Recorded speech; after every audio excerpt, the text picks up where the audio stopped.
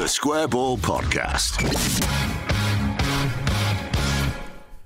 Welcome to the show. It's brought to you with Levi Solicitors. 10% discount on your legal fees at levisolicitors.co.uk/the Square Ball.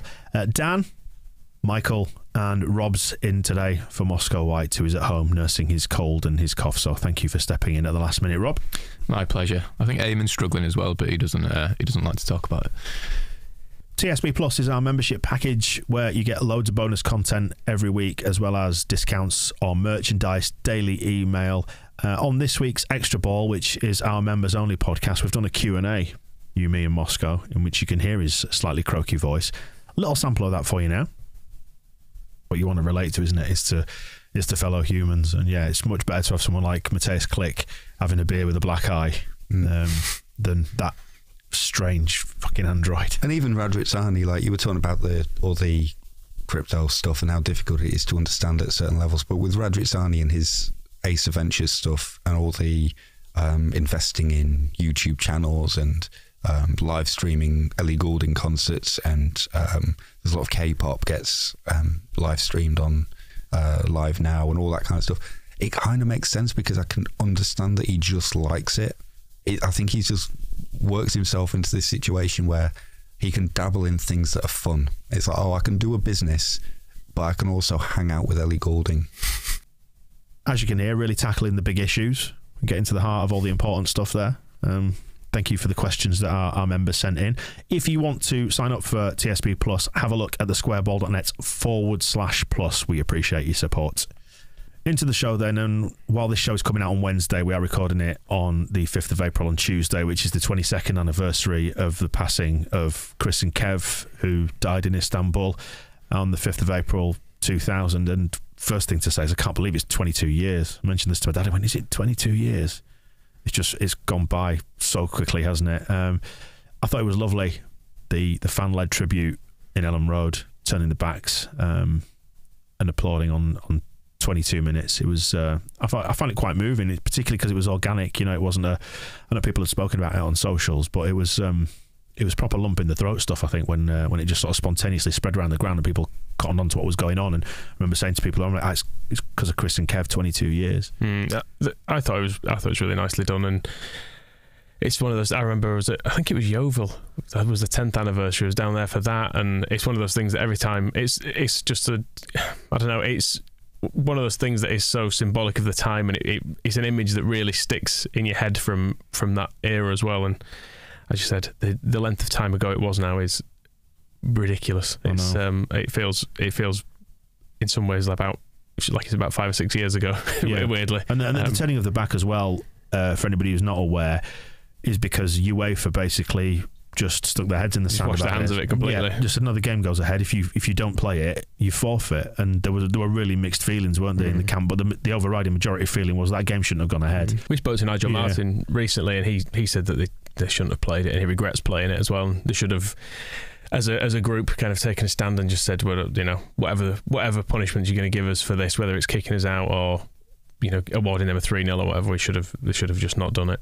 And I think it didn't look great on Saturday because Ebony Bridges, who I've got no axe to grind with at all whatsoever, you know, good luck to her with the boxing and stuff, but the story is that she picked Leeds through a Twitter poll a year or two back, which is fine. I'm glad we kind of adopted somebody as our own. I think it's a fun thing to do, but to have the awareness that you want to put her on the pitch on the same weekend, it's like priorities. It just didn't feel like the priorities were quite right there. I felt like at a time as well when... And let's not, by the way, just acknowledge that Josh Warrington was on there as well, but Josh you kind of get more because he is a dyed-in-the-wool Leeds fan. Yeah, you know. He's proper Leeds, isn't he? Yeah. Which is, you know, she is new. And I guess it plays in as well to some of the fears people have about the club forgetting about the old stuff. Now we're in the Premier League. It's like, let's get something glamorous and glitzy going instead of, you know, actually paying tribute to the stuff that matters, which, you know, I think they misjudged it slightly. Yeah, I mean, in terms of the stuff that's embedded in our identity, that is far, far higher and more important as a priority, isn't it, than that. But they can both be a thing on the same day, but to put that on and then not that, it didn't quite sit right with me. Part of me is almost glad it was left to the fans to leave it as an organic thing, because like you said, I think that was a really powerful, moving moment. Like I didn't know it was going to happen, and I think that's maybe where the problem is, that I wasn't even aware it was like the anniversary game until we got in there and saw the flag, and I think the club could have done a much better job making people aware of that. But I think the actual moment when the applause started, and saw it first in the South Stand with fans turning their backs on the pitch, and you saw it organically spread across the stadium, and I think that was you don't want to say it's a great moment, because that's kind of, it was powerful. I think, powerful is the right word, absolutely. And as always, this time of year, ultimately we have to send our love and thoughts and best wishes to the two families and the friends as well. And there were lots of people who were there around that incident on the night as well. Other football fans who experienced their mates dying in front of them, being killed in front of them. It's awful. So just best wishes to everybody, and hopefully next year we can collectively all get it right as well. Onto the football side of things then, and yes, a point gained on most of the other relegation rivals. Did it feel like a decent weekend's output for you, given that we're one game closer to the end? I mean, we're only 8 points off now, game in hand for Watford, so it's sort of crucial we don't lose there, isn't it? I mean, Brentford winning at Chelsea was a bit of a shock result, but they were always probably out of it anyway, weren't they? It's the ones below us that we're keeping a close eye on. It was quite weird at full time when they put the scores up on the big screen, and there was a massive laugh and cheer, and I thought, that must be a really good result for us, and then it was because Brentford had hammered Chelsea, which it is very funny, isn't it? But yeah, elsewhere, I mean, we're not even worried about Norwich particularly, are we? I don't think. The results they would have to put together now to catch us 12 points in front with only 24 left is just crazy, isn't it? Yeah, so that we're not, and Brighton continuing their hilarious run of just not ever winning another game this season. But yeah, the others quite regulation, 2-0 wins, and then Everton lose. I mean, I did actually watch the Everton game, and they probably did deserve something from that. Yeah, but it's weird though, because I've watched Everton a couple of times, and they have bits of quite nice play, but then they just do something stupid and the other team score. It just seems to happen over and over again. Said on propaganda, didn't we, that second goal where Bowen scored the rebound? Just madness. But that's, we were saying it in the context of Leeds being quite narrow and almost more defensive in our setup. They were wide open for that. So it's no surprise they keep losing, though. They look like a team that aren't very good. And it's 3 consecutive games where they've had a man sent off, which is getting like the end of Christensen, when Leeds players just kept getting sent off. And their injury list is fairly massive as well, isn't it? They've got lots of players whose fault out. It isn't the discipline. Definitely not Frank's fault. It's not, is it? I mean, there is an argument to be said for, because we're recording the day ahead of Burnley versus Everton, and isn't it funny that we're all probably going to be paying a lot more attention to that than the Champions League between Real Madrid and Chelsea? I mean, balls to those Super League idiots. This is where it's at, isn't it? It's Turf Moor. A dreadful game of football. There is an argument to be had, though, that any result in this can be construed as a good result for us, in that Everton win pretty much keeps Burnley right off our tails, doesn't it? And opens up a gap then for the bottom 3 to be in a lot of trouble. A draw is almost a perfect result because they both drop points, and then a Burnley win drags Everton right into the shit. That's probably the least comfortable outcome, isn't it? It's probably the least comfortable, but it is the one I want, because I really want Everton to go down. I think they're playing twice as well, aren't they, before we play on Saturday? Yeah. So we'll have a much clearer picture by then. But yeah, is this Burnley playing twice? Everton are playing twice. Right, okay. Maybe Burnley as well. I don't know. Yeah, it's one of those that, logically speaking, with Watford on the weekend, we should just aim to beat Watford, have Everton beat Burnley, and it makes that bottom 3 look completely detached then, which would be comforting in a way, but it would be less funny than to watch Lampard dragged through it for another week. Yeah. And when Lampard first came in, my prediction for how he'd do he would keep them up on like 33 points and expect everyone to say what a great job he'd done. And I think they probably will just about do it, because they really haven't got a bad side. I think they'll sort of stumble their way over the line, and then a few months into next season, all the players will remember what a colossal knobhead they've got managing him. Well, it's interesting, isn't it? Have you seen the reports that they've got a break clause this summer? It's a unilateral break clause as well, so Everton can decide to get rid of him, but he can't leave Everton. And I would not be surprised that even if they did stay up, if they got rid of him, would not be surprised at all. Well, it's a bit like when Marsh came in and they were saying, "Oh no, he's here for next season regardless," and you think, yeah, it's kind of a hard sell though if you've. If he's taken us down, and given the position Everton were in and the squad they had and everything when he's arrived there, even if he squeaks his way out of promotion, out of relegation, it's kind of hard to argue that he's done a good job. And he came in and instantly added like £500,000 to the wage bill as well, with a couple of midfielders who've done nothing for him.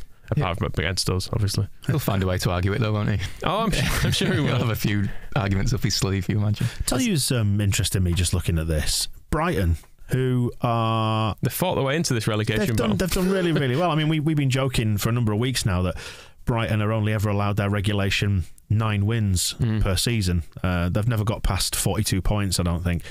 I think they're going to have it all on. Nah, they'll be fine. No, they'll probably be fine. I think they're going to have it all on to pass their points total, is what I was going to say. Their next 3 fixtures are Arsenal away, Spurs away and Man City away. So if we can beat Watford, that puts us in a really, really strong position. Just for them to beat us when we play them at the end of the season, no, we'll be fine.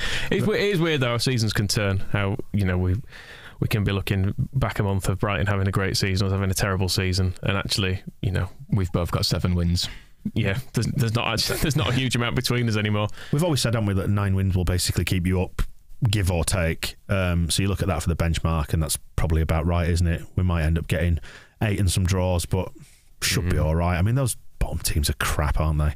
And I say that knowing full well we could still get dragged in, but I don't know. Given the atmosphere at Elland Road at the weekend, it doesn't feel like it.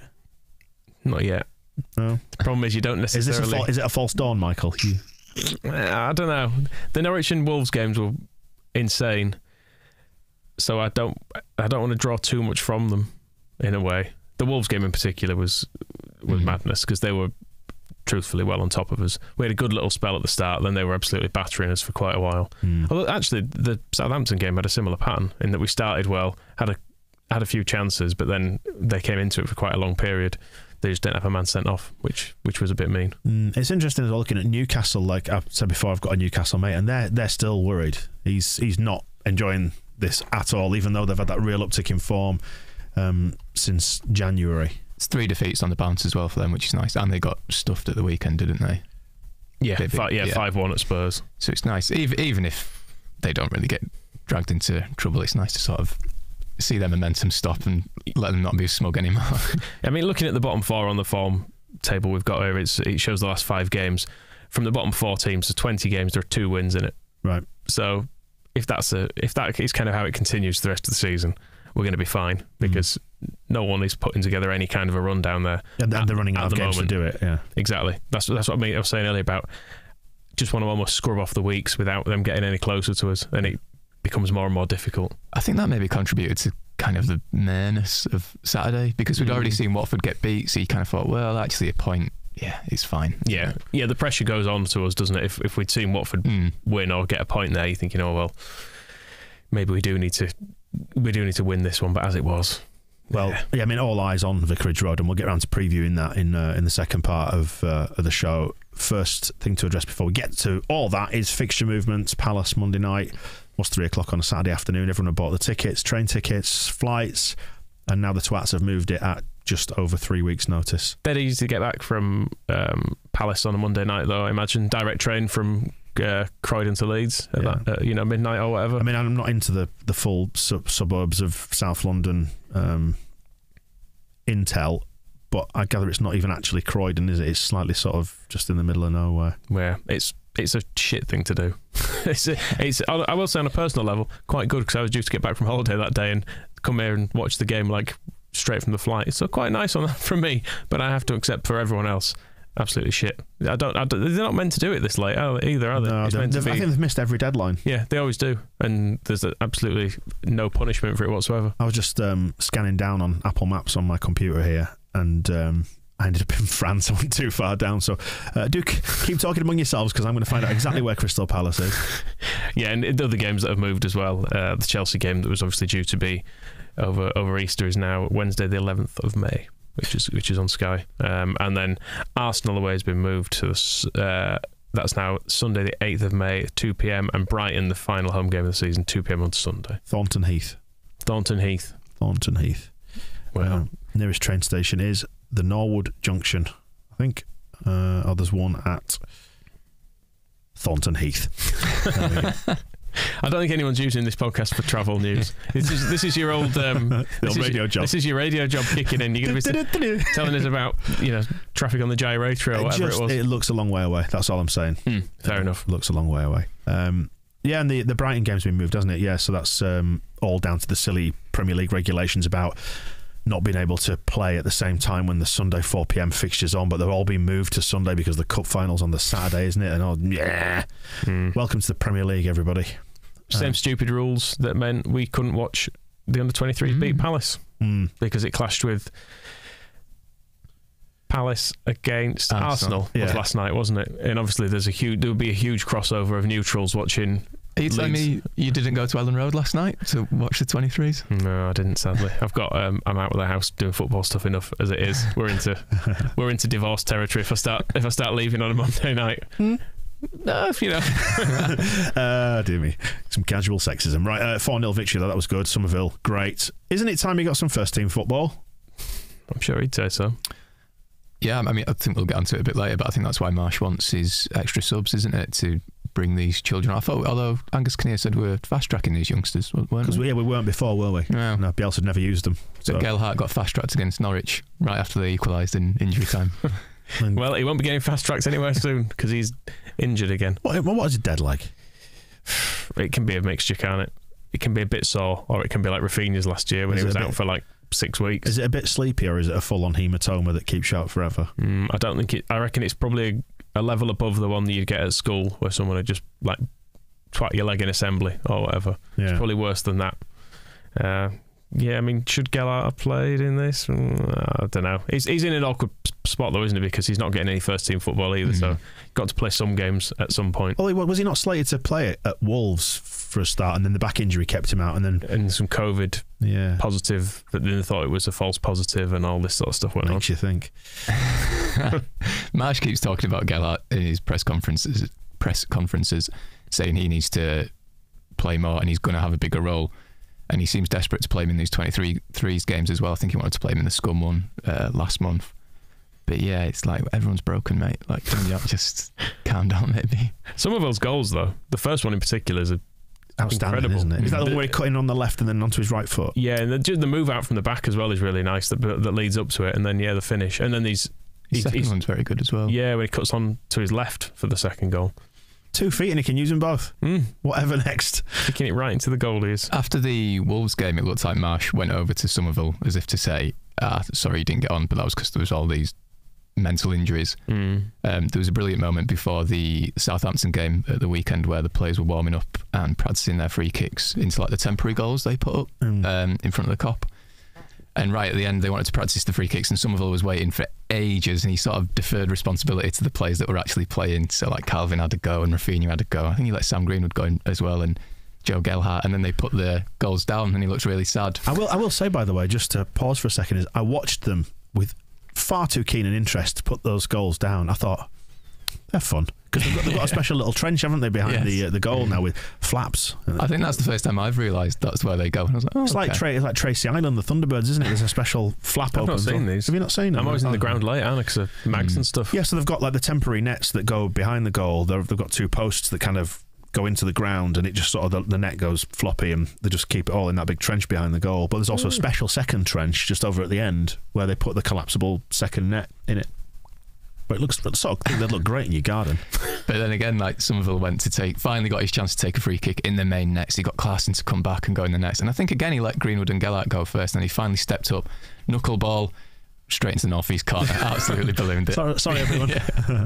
But yeah, I would like to see some of him before the season is out. Hopefully we're in a position where we can give a few of them a run out, where we can rest some weary legs. Yeah, or we're just safe and can dick about for a a games. That's what I meant. Marsh seems to prefer Sam Greenwood. He seems to have sort of jumped up the pecking order a little bit. He came on against Wolves early on, and he was going to come on at the weekend until they messed up the substitutions. But then he was chatting about Greenwood in his press conference, saying, well, he can play as the number 9, he can play as the number 10, or he can play as the wide 10s, as they're now called, because we don't play with wingers, which probably doesn't help Somerville either.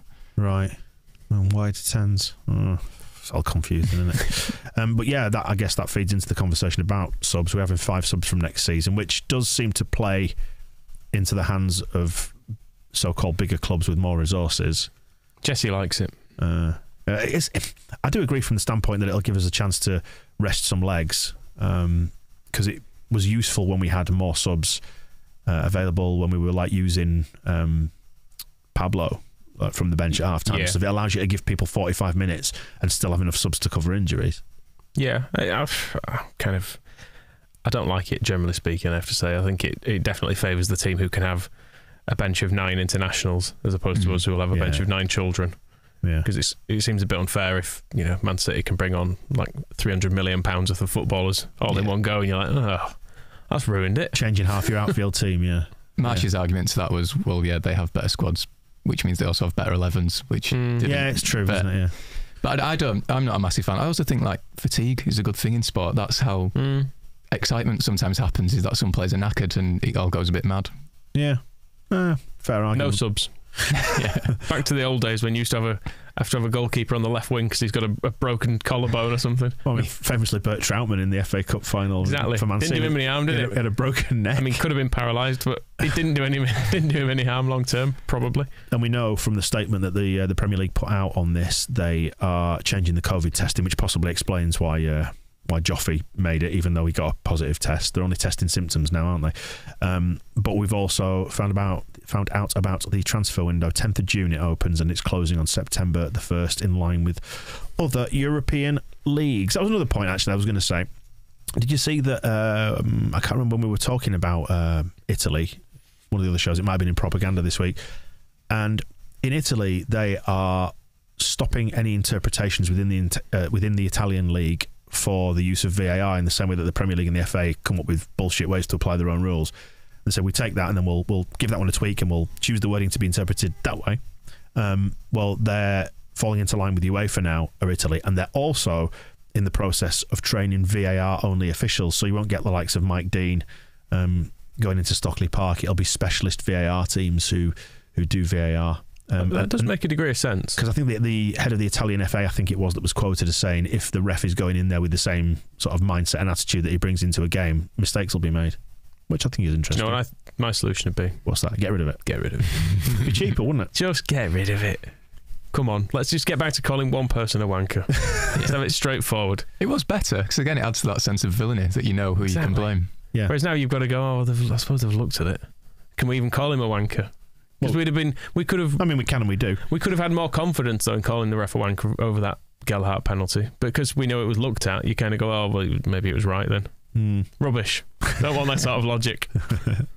And finally, LUFC women, they lost to those pensioners from the northeast. We've got to flog this joke to death every time it's mentioned. It's the Norton and Stockton Ancients, which is just to the west of Middlesbrough. Norton/Stockton, which is again going back into my travel reports. Some good interchanges. How's traffic on the A19? The A19, A66 junction, busy as always, but no problems that I can spot for now. Call me if you spot anything, etc., etc. 2-0 at home it was, so they journeyed down the A19 to Tadcaster. Lost. Plate, cup, trophy, not happening. No, they're not getting promoted either this time. No, I think Durham, who were below them, lost as well, so they're still third. All right. But you're getting out for coming third in that league. Famously, as Billy Bremner did say. That wraps up part 1 of the podcast. Stick about part 2 in the same playlist. We're going to preview Watford's crucial crunch game this weekend and pick heroes and villains in part 3. It's on the way. The Square Ball Podcast.